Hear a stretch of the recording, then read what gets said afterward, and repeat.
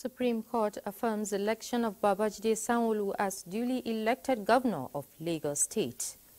Implementation of 8-point agenda African Union Development Agency new partnerships for Africa's development adopts a 3P strategy to deliver. These and more on Panorama. I'm Amina Saidu.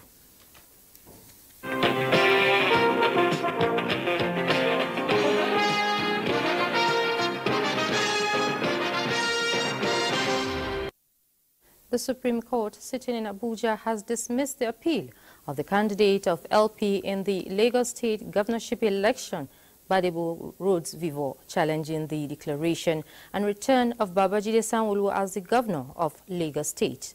The five-man panel of justices headed by Justice John Okoro gave the order in an appeal filed by LP and its candidate in the March 28, 2023 governorship election.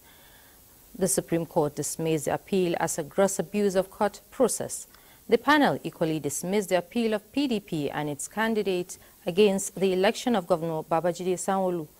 Also, the Supreme Court has upheld the election of Governor Bala Mohammed as duly elected governor of Bauchi State under the platform of PDP. Meanwhile, the Supreme Court is now delivering verdicts on the appeals on the conduct of the governorship election in Kano and Abia states.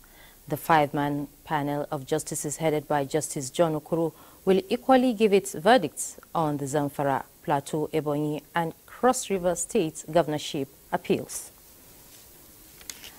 We now join our judiciary correspondent Dele Atumbi to tell us more on the Supreme Court judgment. Hello Dele, what's happening right now?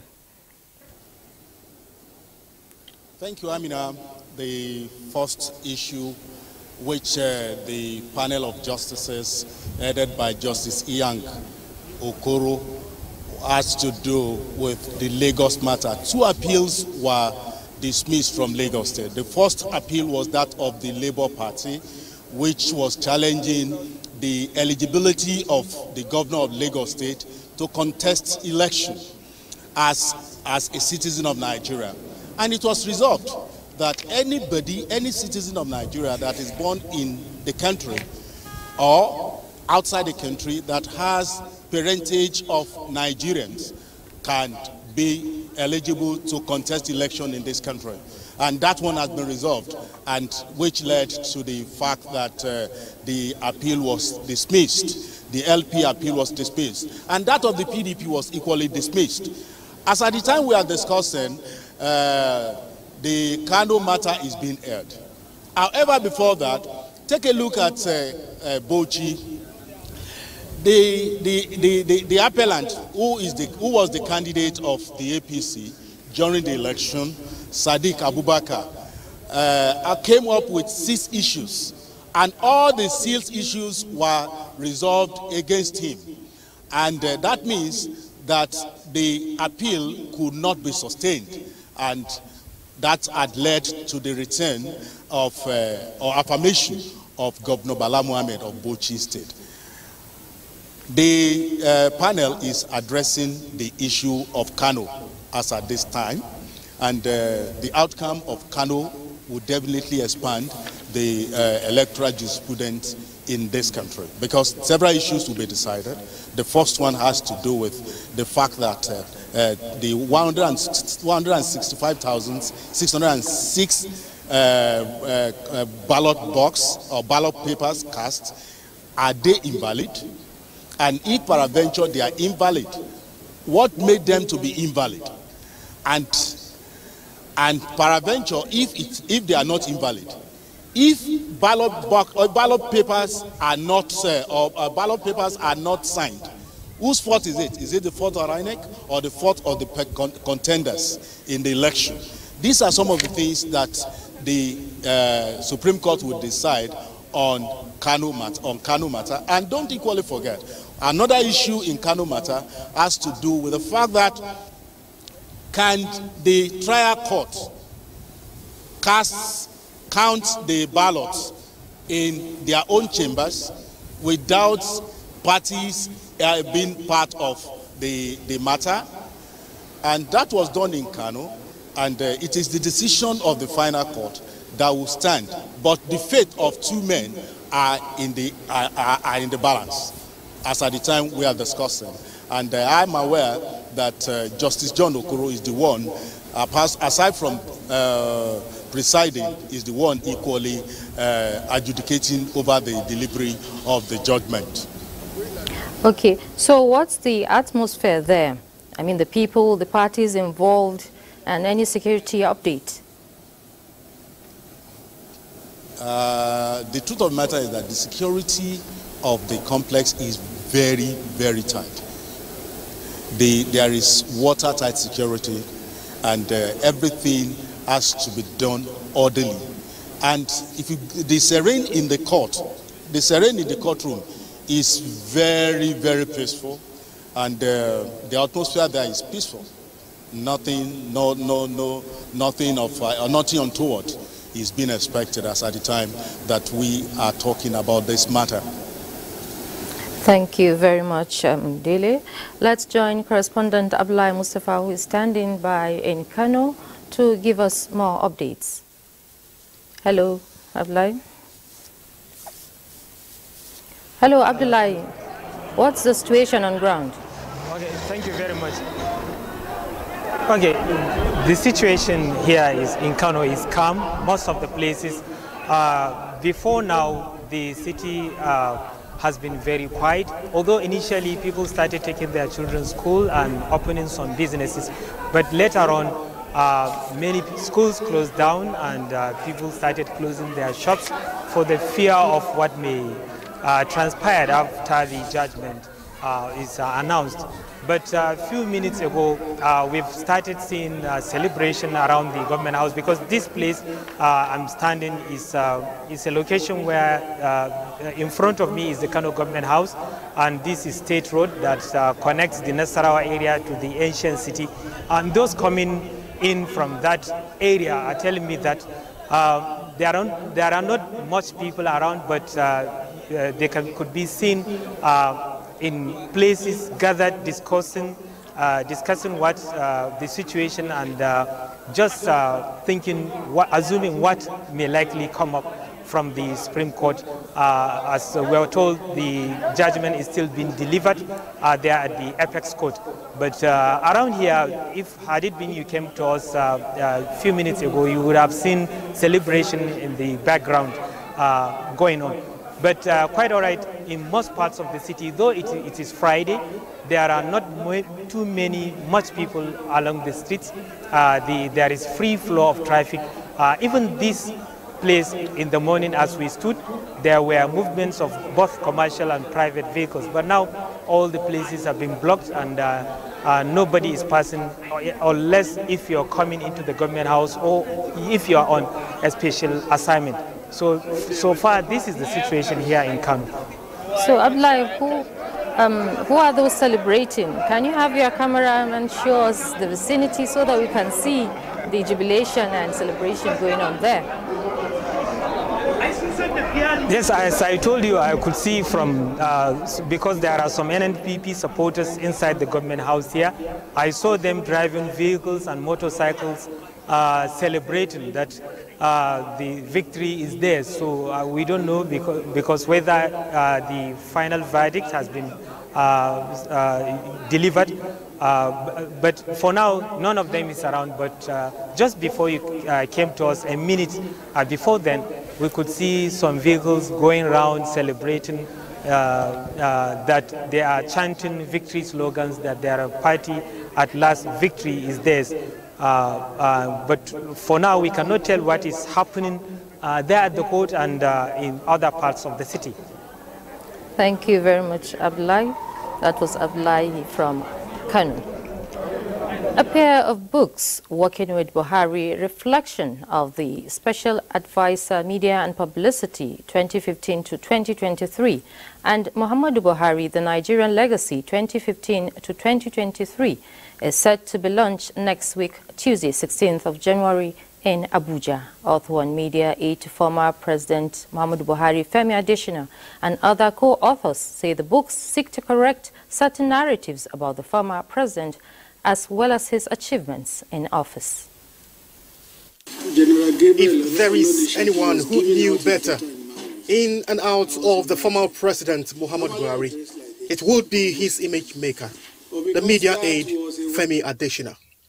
Having known the man long before he became the president of Nigeria, what he has to say in his book, Working with Buhari, Reflection of the Special Advisor, Media and Publicity 2015 to 2023, will be to reveal, clarify, correct a wrong notion while setting the record straight above his former boss. There is a certain myth about President Buhari, a narrative that his political enemies had sold and fed to the Nigerian public.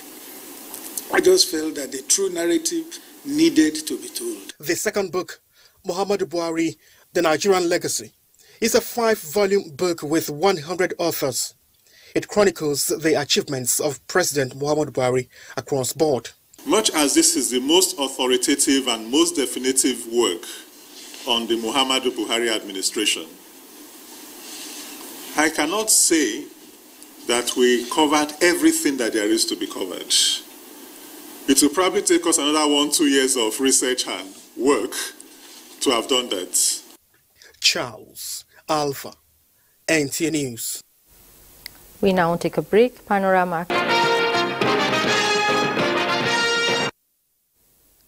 Welcome back. The African Union Development Agency New Partnership for Africa's Development, AUDA-NEPAD, has come up with a 3-piece strategy: productivity, partnership and prosperity to drive the 8 priority areas of the renewed hope agenda of the current administration. Kenneth Nanim reports that AUDA-NEPAD is using a 2-day capacity building workshop to ensure its staff and partners and other stakeholders key into the initiative. Ending poverty, achieving food security, economic growth, and job creation, security and anti-corruption are part of the 8 priority areas of the renewed hope agenda of the current administration. And the African Union Development Agency New Partnership for Africa's Development is widening conversation amongst key players to understand what is expected of them to meaningfully contribute in propagating government policies and programs. The workshop is also digging deep to identify challenges in the implementation process, to deal with them headlong and consolidate on the successes already achieved. We need to understand what the government wants to do and how you want to do it. The policies government has put in place. Government has said there should be development, there should be economic growth, and what is our own to ensure that that agenda of presidents is actualized at the end of the day. Each of the 8-point agenda is critically being studied. Ours is to collaborate with the NEPAD office and make sure that the policies is being fully implemented to the benefit of an average Nigerian. Mainstreaming of efforts towards implementation of the African Agenda 2063 and the United Nations SDGs of 2030 are other areas of focus. Kenneth Nanim, NTA News. The Chief of Army Staff, Lieutenant General Tori Lagbaja, has vowed to stabilize the security situation in the southeast geopolitical zone of the country in order to enable the people of the area to go about their normal businesses. He made the vow when he paid a courtesy visit to the Imo State Governor, Hope Uzodimma, at the Government House, Owerri. Kingsley Onunu has details. Addressing the Imo State Governor, Senator Hope Uzodimma, the Chief of Army Staff, said no effort should be spared by the Nigerian Army towards ridding the zone of criminal elements and therefore vowed to stabilize the security situation in the 5 states that make up the geopolitical entity. He also said that the purpose of the visit to the governor, which is part of activities marking his ongoing operational tour of the area, was to assess infrastructural facilities in the barracks and the operational deployment, as well as having first-hand security report in the state. I can attest to the fact that the security situation has improved significantly. This has been achieved likely due to the support of the government and the goodwill of Imo State through the military and other security agencies. So I want to appreciate you, Excellency. We will continue to support Nigeria. We will continue to collaborate with Nigeria, particularly under the leadership.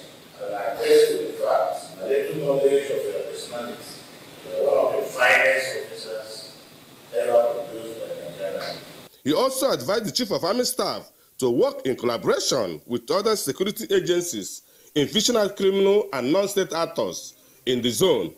In Owerri, Kingsley Onaniwu, NTA News.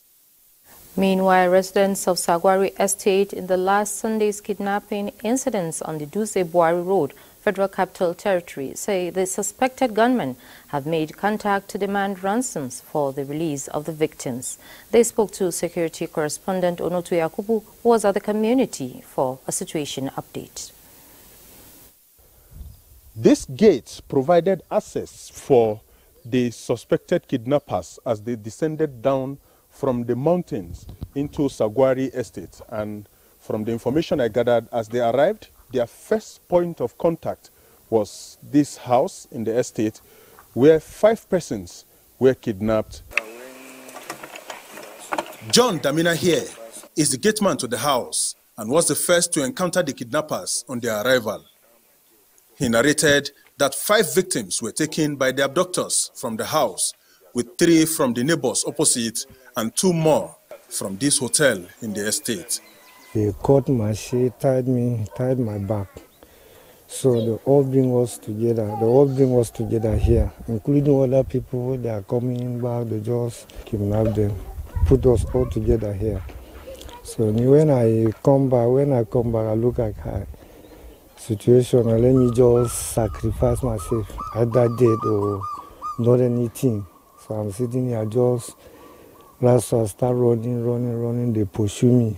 I run to the gate and tell the security of the gate, see what is happening. So the 4 people come, they don't already go. Sagwari Estate, like many others along Dutse, Buari and Kubwa axis, sits on the foot of the mountains, a feature which security observers recently established in analysis to confer undue advantages to bandits and kidnapping syndicates and jeopardize general security. The people came from this the mountain top.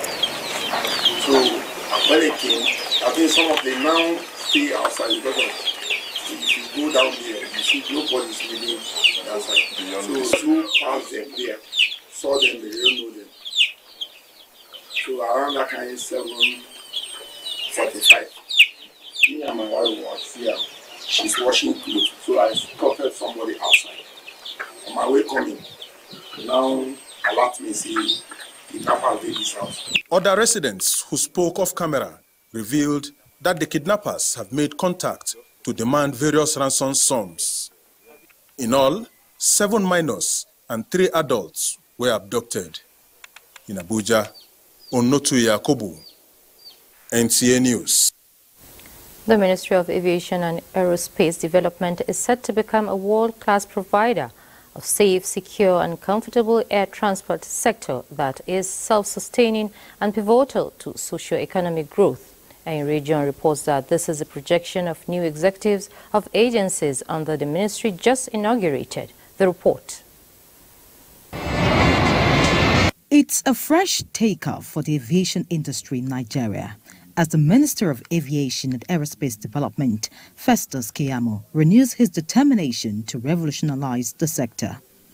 Newly inducted in this room are the executive officers and directors of all aviation agencies. The directive is clear, as outlined by the Minister. Your appointments signify a two-way street. Success will be praised. I repeat, success will be praised, yet any shortcomings will be met with scrutiny.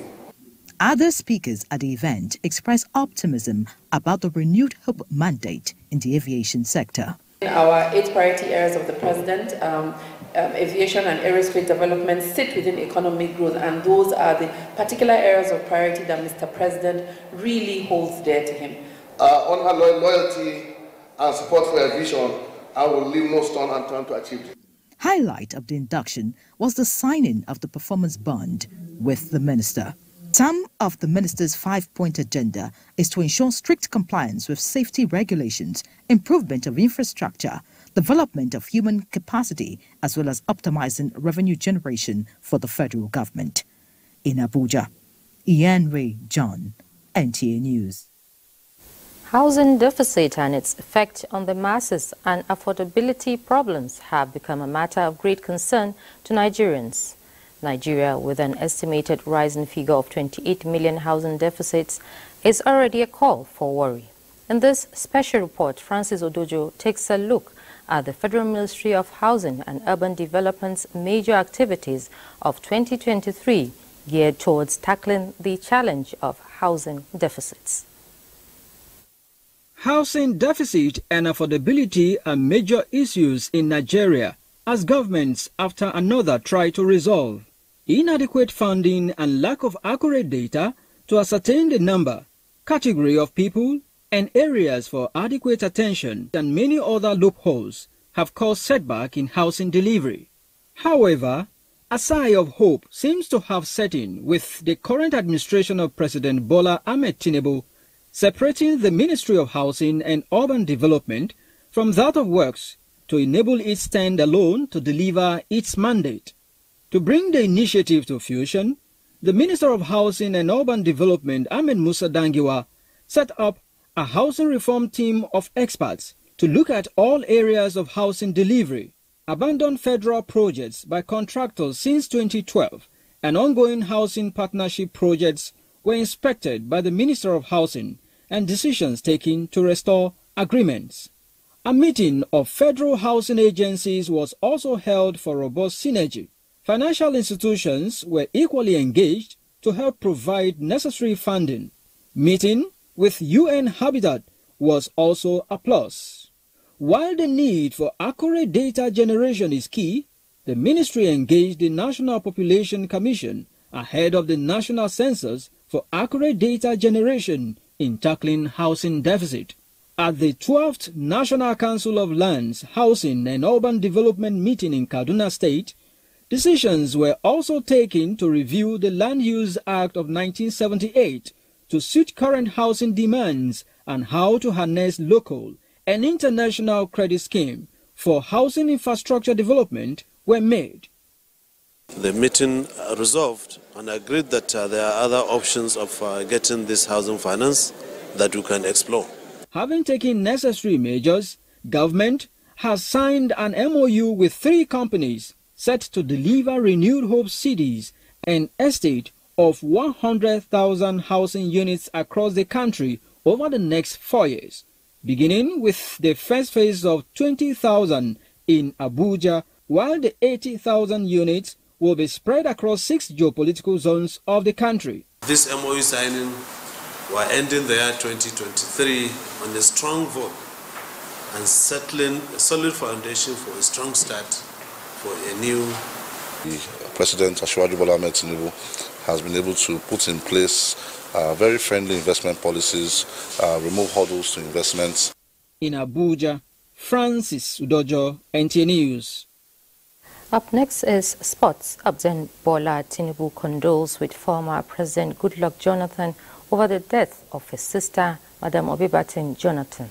He urges Dr. Jonathan to take solace in the legacy of her life to the service of God and humanity. The President prays for the repose of the soul of the departed and comfort for those who mourn this painful loss. And that's it on Panorama. Thanks for staying with us.